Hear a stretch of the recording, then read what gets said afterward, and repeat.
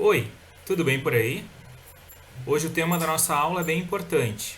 A gente vai falar sobre tumores palpebrais malignos. O principal objetivo na avaliação de lesões palpebrais é excluir malignidade. É importante compreender quais são as características de malignidade, que a gente vai falar logo mais nessa aula. Se alguma dessas características estiver presente, então uma biópsia precisa ser realizada, seja ela incisional ou excisional. Se nenhuma das características sugestivas de malignidade estiver presente, então é muito improvável que essa lesão seja maligna. Foque em compreender essas características ao invés de tentar decorar todos os nomes de lesões benignas que existem. E por isso, a frase abaixo: não perca de vista a floresta enquanto estiver tentando aprender sobre as árvores. A pele tem duas camadas: a epiderme, mais superficial, e a derme, mais profunda. Abaixo dela fica o tecido subcutâneo. A pele da pálpebra é considerada a mais fina de todo o corpo e não apresenta tecido subcutâneo. Nesse caso, logo abaixo da pele da pálpebra fica o músculo orbicular. A camada basal da epiderme apresenta células indiferenciadas. À medida que essas células indiferenciadas se movem em direção à superfície da pele, elas sofrem diferenciação, perdem o núcleo, se tornam achatadas e queratinizadas. O CBC, ou carcinoma basocelular, é originado das células indiferenciadas da camada basal da epiderme. Como essas células não são produtoras de queratina, os CBCs não têm produção excessiva de queratina, ou seja, não têm hiperceratose. Já os SECs são originados das células mais superficiais da epiderme, chamadas de células escamosas, que produzem queratina. Consequentemente, o carcinoma de células escamosas está associado à hiperceratose. A derme contém os apêndices ou anexos da pele, que são os folículos pilosos, as glândulas sebáceas e as glândulas sudoríparas.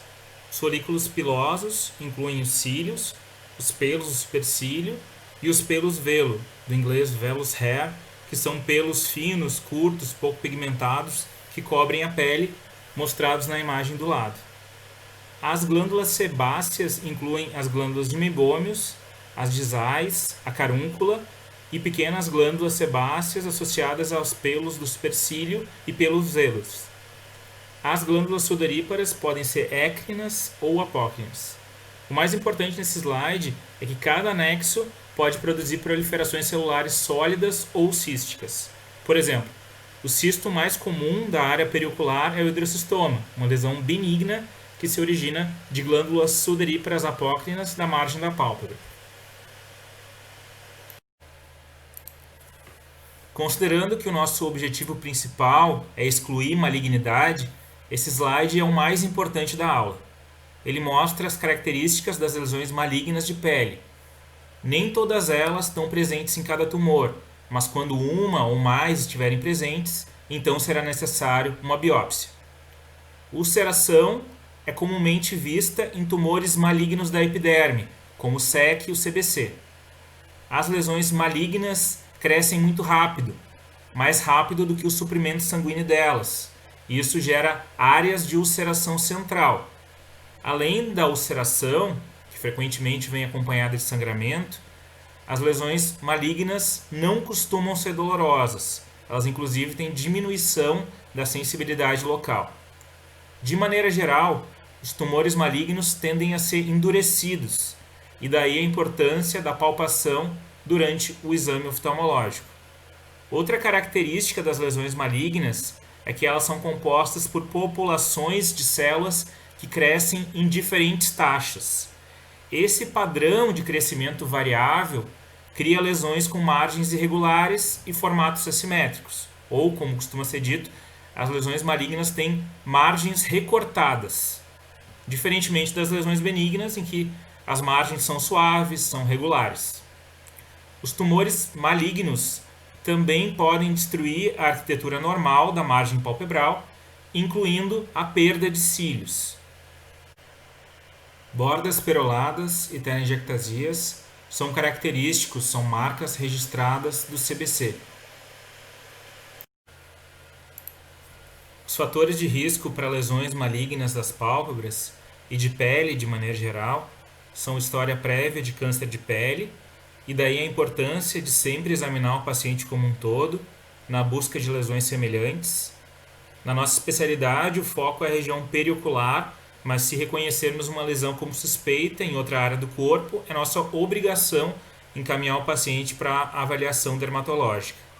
Outro fator de risco são indivíduos de pele clara, caucasianos, pacientes que se expuseram ao sol por muito tempo ao longo da vida, como os agricultores, além daqueles que têm queimaduras solares graves, os famosos torrões do sol, exposição prévia à radiação, tabagismo e imunodepressão. Na avaliação oftalmológica dos pacientes com lesões palpebrais, fazemos a palpação da lesão e da área adjacente. Uma área endurecida se estendendo além das margens visíveis da lesão sugere infiltração do tumor para tecidos subjacentes. Em lesões próximas aos pontos lacrimais, é preciso questionar o envolvimento da via lacrimal. E em alguns casos, vai ser necessário realizar a sondagem e irrigação da via lacrimal. Palpação de linfonodos regionais, no nosso caso, os pré-auriculares e submandibulares, deve sempre ser realizada para avaliar a presença de metástases em casos de SEC, carcinoma sebáceo, melanoma ou carcinoma de Merkel. Restrição à movimentação extraocular e proptose sugerem extensão orbitária. Além disso, é de extrema importância fazer as medidas e fotodocumentar as lesões antes de se fazer qualquer procedimento cirúrgico. Quanto aos tumores palpebrais malignos, o carcinoma basocelular é o mais frequente. Ao longo da vida, vocês vão ver muito mais CBC de pálpebra do que todos os outros tipos somados. Depois do CBC, os mais comuns são o SEC e o carcinoma sebáceo. O melanoma já é bem raro, e o sarcoma de Kaposi e o carcinoma de Merkel mais raros ainda. O carcinoma basocelular, ou CBC, representa 90 a 95% dos tumores malignos das pálpebras. O CBC tem crescimento lento, é localmente invasivo e raramente metastatiza. A marca registrada dele é a presença de bordas peroladas e telangiectasias na lesão. Existem 4 tipos: o nodular, o nódulo ulcerativo, o esclerodermiforme e o pigmentado. Quanto à localização, ele mais frequentemente se localiza ou na pálpebra inferior ou no canto medial. O tipo nodular é o mais comum. A lesão é elevada, firme, com presença de telangiectasias, perolada e brilhante. O tipo nódulo ulcerativo, como o nome diz, tem a presença de ulceração central. As bordas da lesão são elevadas e peroladas. No tipo esclerodermiforme, a lesão é plana, infiltrativa, com margens pouco definidas e é a que mais frequentemente recidiva. No CBC tipo pigmentado, a gente precisa fazer o diagnóstico diferencial com lesões pigmentadas, como o melanoma. Existem 2 síndromes classicamente associadas ao CBC. A síndrome do nervo basocelular, também chamada de síndrome de Gorlin ou Gorlin-Goltz, tem padrão de herança autossômico dominante. Ocorrem mutações no gene PTCH1, um gene supressor tumoral que impede a rápida e descontrolada proliferação celular. Os achados típicos são ceratocitos odontogênicos e pites palmares ou plantares, que são depressões pontiformes avermelhadas causadas por ausência parcial ou total da camada córnea da pele. Essa doença predispõe ao surgimento de múltiplos CBCs, iniciando ainda antes dos 30 anos com frequência. O xeroderma pigmentoso tem um padrão de herança autossômico recessivo. É uma desordem genética do reparo do DNA, em que ocorre deficiência na capacidade de remover o dano causado pela radiação ultravioleta. Os achados típicos incluem sardas, pele seca e com escamas, dando um aspecto de envelhecimento precoce. Esses pacientes têm predisposição aumentada a múltiplos cânceres de pele, como CBC, SEC, melanoma, em idade bastante precoce. O carcinoma epidermoide, ou SEC, também pode ser chamado de carcinoma de células escamosas ou carcinoma espinocelular. Representa menos de 5% dos tumores palpebrais malignos. Pode surgir a partir de lesões pré-malignas, em especial a ceratose actínica. Clinicamente, é mais agressivo que o CBC. Se apresenta como um nódulo ou placa endurecida com hiperceratose. Pode ocorrer invasão perineural e disseminação através dos nervos, além de tendência a gerar metástases para linfonodos regionais e à distância. O carcinoma sebáceo, também chamado de carcinoma de células sebáceas, representa 1 a 5% dos tumores palpebrais malignos. É mais comum em mulheres e em idosos. É 2 vezes mais frequente na pálpebra superior do que na pálpebra inferior, reflexo da presença de mais glândulas de meibômios e de sais na pálpebra superior. É considerada um tumor potencialmente letal, mas o diagnóstico é difícil, ela inicialmente se apresenta mascarada como uma lesão benigna. Origem multicêntrica é comum, algumas vezes surgindo ao mesmo tempo na pálpebra superior e na pálpebra inferior. Elevação fina amarelada na conjuntiva tarsal ou margem palpebral pode indicar disseminação pagetoide do tumor. Deve-se suspeitar de carcinoma sebáceo em pacientes com blefarite assimétrica e calásios recorrentes, de repetição. O melanoma se refere à proliferação invasiva de melanócitos malignos. Representa menos de 1% dos tumores malignos das pálpebras. É 12 vezes mais frequente em indivíduos caucasianos. Metade dos melanomas são pigmentados, metade não. E as características seguem a clássica regra ABCDE. A de assimetria, B de bordas irregulares, C de cor variada, presença de múltiplas tonalidades diferentes numa mesma lesão, D de diâmetro aumentado, tamanho maior que 6 mm, E de evolução, de crescimento ou mudança ao longo do tempo, que pode incluir também o aparecimento recente de uma lesão pigmentada. Existem 4 formas clínico-patológicas do melanoma. O melanoma lêntigo maligno, que vem de uma lesão pré-maligna, ou lêntigo maligno, ou sarda de Hutchinson. O melanoma nodular, melanoma de crescimento superficial e o melanoma acro-lentiginoso, que acomete palmas, plantas, falanges e mucosas. Segundo a Academia Americana, os 2 primeiros são os mais comuns. O sarcoma de Kaposi já é bem mais raro. Ele é um tumor vascular que acomete pacientes imunodeprimidos. Pode acometer 24 a 30% dos pacientes com SIDA e também pacientes transplantados, usuários de imunossupressores. A lesão tem múltiplas tonalidades, pode ter coloração rosada, vermelho, violeta, marrom.